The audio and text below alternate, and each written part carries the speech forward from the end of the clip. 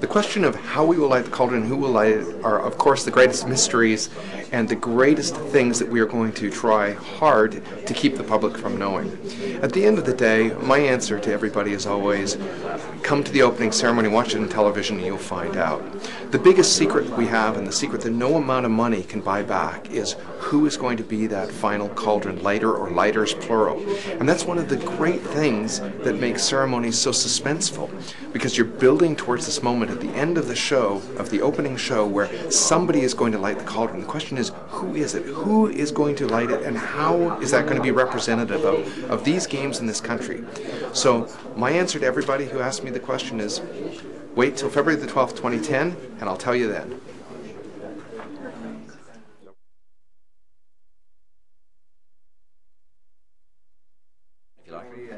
Yep. We don't see our job as surpassing what's been done in the past. Our job is to guarantee, or to hopefully guarantee, that what will be done in Vancouver will be unique and will speak to the cultural environment of Canada and British Columbia and Vancouver. And our job is to make sure that all the voices who contribute to that are heard, and that those voices are then reflected in a creative. If that process evolves, we'll create a unique set of ceremonies that will be unique to Canada, and that unique nature of the ceremony itself will distinguish it from all others.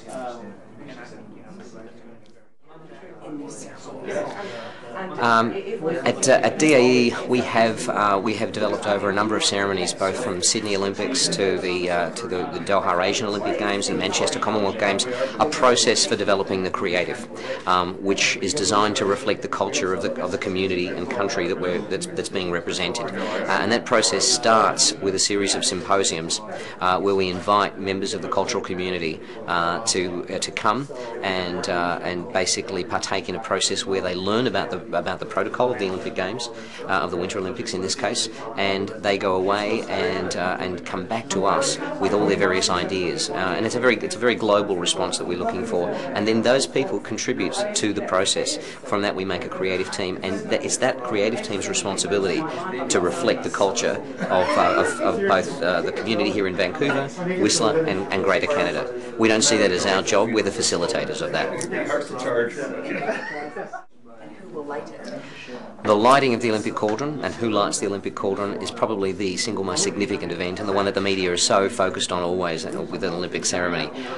If I was to tell you who was to do that and how it was to be done, I would be shot. Even if I knew it, the reality is that decision is part of the creative process. The cauldron itself will hopefully be an integral part of the ceremony. The person or people who will light it will usually be selected by others far further up the food chain than my humble presence. And those things are kept under lock and key until the night of the ceremony, and that's what makes them so exciting.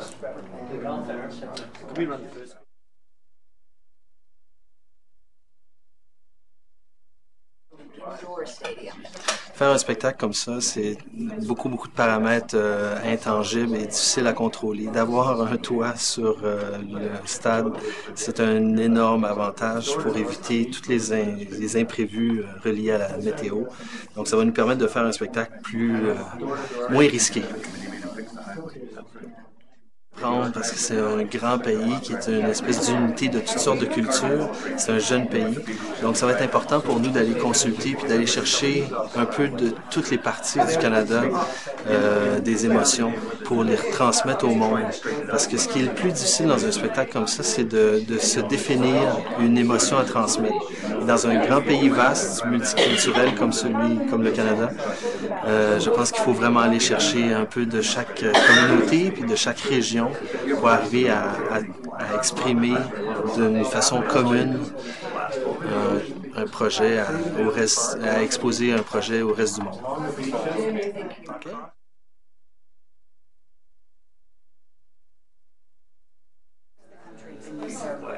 We actually have a very definite and a process structure to bring in all the different cultural communities of Canada's cultural communities into the creative process, which we call the cultural symposium process.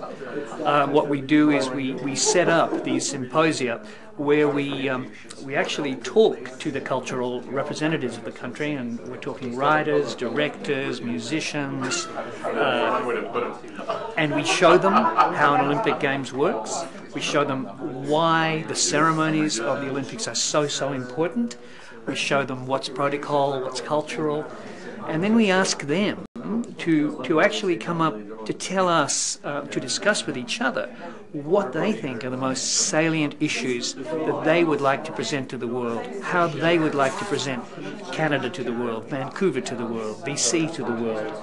It's a wonderful process, because often you get people sitting in a room who have never ever worked together before, and it's all about bringing them together and getting them to work together, you know, and to create something in which the whole is so much greater than the sum of the parts.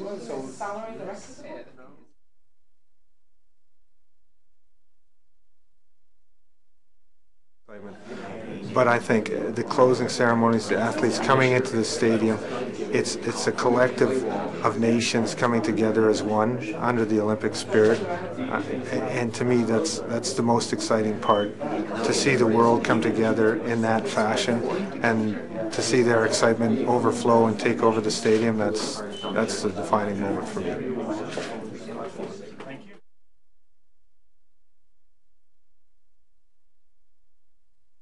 We're ready to go.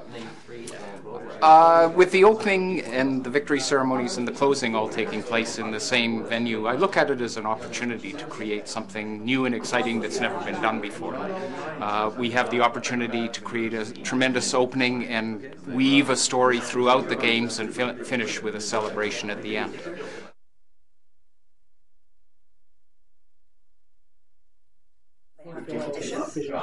There's thousands of ways that people can get involved in the ceremonies.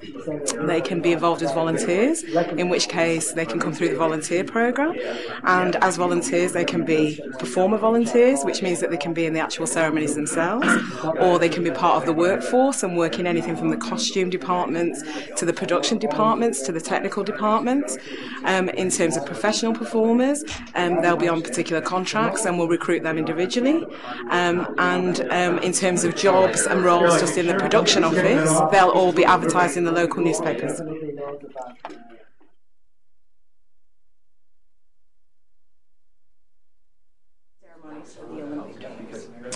Well, what would attract a performer to appear at an event of this magnitude is obviously the size of the audience and the worldwide exposure that they would achieve. But I think more importantly, it's the emotional impact of being part of a ceremony that people really feel in their heart, so that when they sing their song, play their music, you know, and perform, they know that it's going to be received in the best way possible.